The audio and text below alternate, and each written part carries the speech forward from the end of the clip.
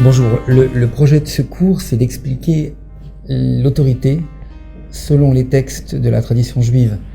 Aujourd'hui, on vit dans un monde, une société qui est en crise, et l'un des aspects de cette crise, c'est la crise de l'autorité, le fait que les parents au sein de la famille, le maître au sein de l'école sont contestés. On va essayer de comprendre pourquoi, quelles sont les causes, et essayer de voir comment réparer selon les enseignements des maîtres de la tradition juive. Alors, avant de commencer, on va expliquer qu'est-ce que l'autorité très globalement. L'autorité, c'est la capacité à imposer à un groupe, à une personne, un ordre, une directive. Alors, quand on l'impose, il est possible que l'autorité soit pas tout à fait réelle. Pourquoi ? Parce qu'il est possible qu'un enfant se soumette par la peur de la punition ou bien par la possibilité d'avoir une récompense. Donc l'autorité n'est pas tout à fait véritable. Qu'est-ce qu'on appelle, d'après la tradition juive, une véritable autorité ? Une autorité véritable, d'après nos maîtres, c'est quand celui qui donne l'ordre a quitté le lieu où l'ordre a été donné et que l'enfant, malgré cette absence, va se soumettre à l'ordre qui est donné. Donc c'est la garantie, c'est la preuve que l'ordre a été intégré et qu'il a été parfaitement accepté par l'enfant dans notre cas.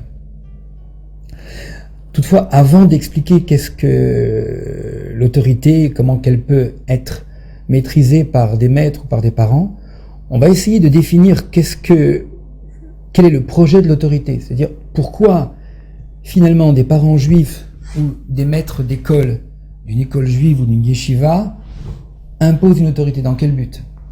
Alors, le but, c'est l'éducation juive, le chinour. Alors, ce qu'on va essayer de faire aujourd'hui, c'est de définir quels sont les fondements de l'éducation juive qui justifient qu'un parent, un maître, puisse imposer une autorité à un enfant. Alors, quelles sont les bases de l'éducation juive ? Où trouve-t-on dans les textes la racine de cette mitzvah ? Alors, on peut dire globalement qu'on la trouve dans le premier ordre qui a été donné à Dieu au premier couple. La Torah nous raconte que quand Dieu a créé Adam et Ève, Adam et Chava, on dit qu'il leur a donné l'ordre de fructifier, de multiplier. Alors, sur le plan simple, du sens simple, l'approche simple du texte, tout le monde comprend que c'est le fait d'avoir des enfants et de remplir le monde. Pour vous, multipliez-vous et fructifiez-vous et remplissez la terre.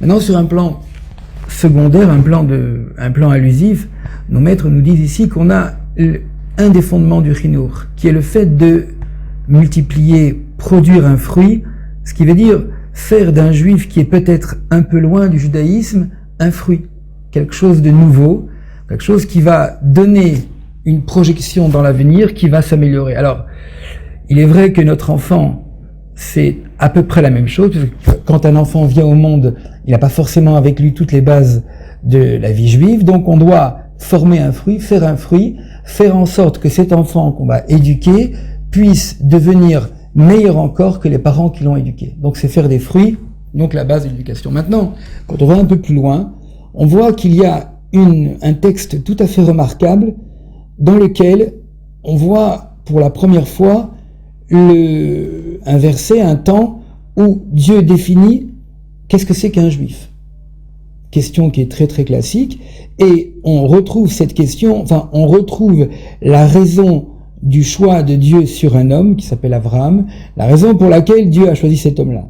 Et ce qui est très intéressant de voir, c'est que de prime abord, on pourrait penser que Dieu a choisi Abraham parce qu'il a des qualités propre à son comportement, à sa nature. Il n'en est rien.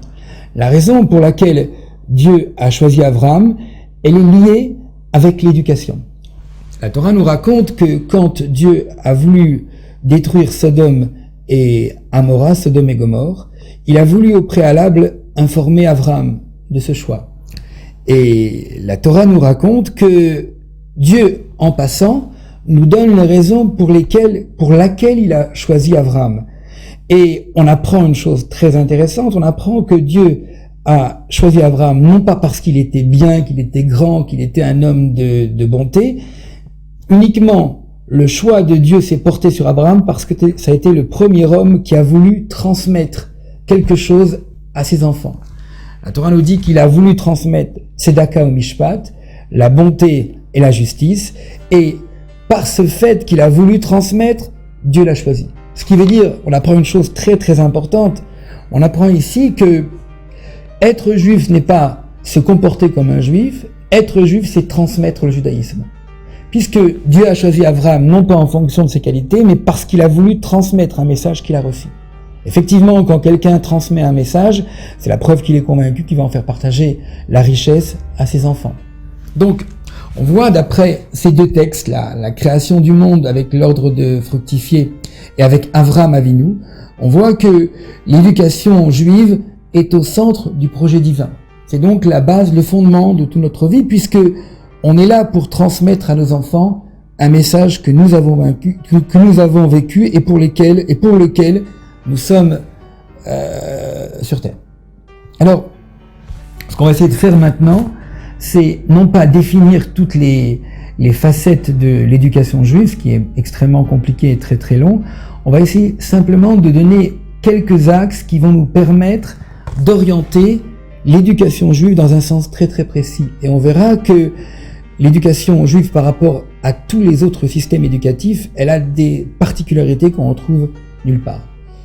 Alors, le premier texte de la Torah dans lequel on parle en détail de l'éducation juive, on peut le situer dans la paracha de Béalotra, qui veut dire quand tu feras monter, entre parenthèses, les lumières de la Ménorah du candélabre, qui est une paracha assez riche, mais c'est une paracha qui débute avec une mitzvah tout à fait banale, que beaucoup de gens connaissent, qui est la mitzvah de l'allumage du candélabre, de la Ménorah du temple.